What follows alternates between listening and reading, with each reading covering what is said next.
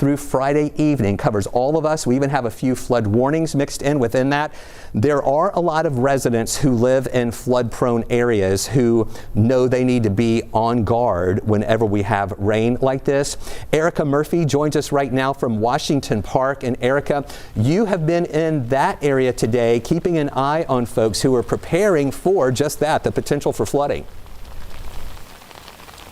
That's right, Chris. We are here in the 200 block of Joseph E. Boone in the Washington Park neighborhood. Now, we've been out here several times, and that's because the resident who lives here, Wayne Pittman, his backyard that you see behind me, typically floods severely. In fact, this area that you see behind me looks like a small lake in his backyard, and it gives him a lot of anxiety. And so that's why Wayne is prepping to make sure that his basement in his home is not flooded out this go round. Now, Pittman's family have lived in this block for well over 100 years, and every time there's a heavy downpour, he feels anxiety because he knows there often will be damaging flooding in and around his home.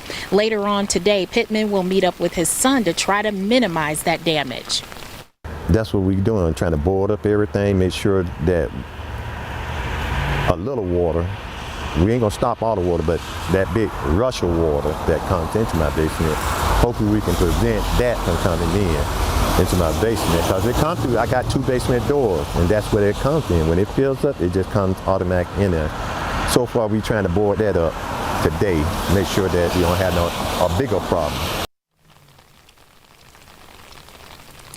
Now, Pittman does say that since we've done our first stories on what's been happening here at his house and around his neighborhood, that he has noticed a very stark difference in the amount of water that he's seeing in and around his house.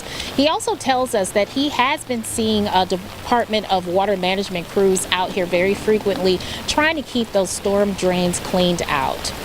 Reporting from Washington Park, Erica Murphy, 11 Alive News. Chris, back to you. All right, Erica, thank you so much. It's really comforting to know that they are being proactive with this, Erica, that they have been listening, heeding the warnings, and they are at least knowing that there's nothing we can do to stop this system, but at least they're doing what they can to hopefully make the impacts a little more minimal. Is that what you're seeing there too?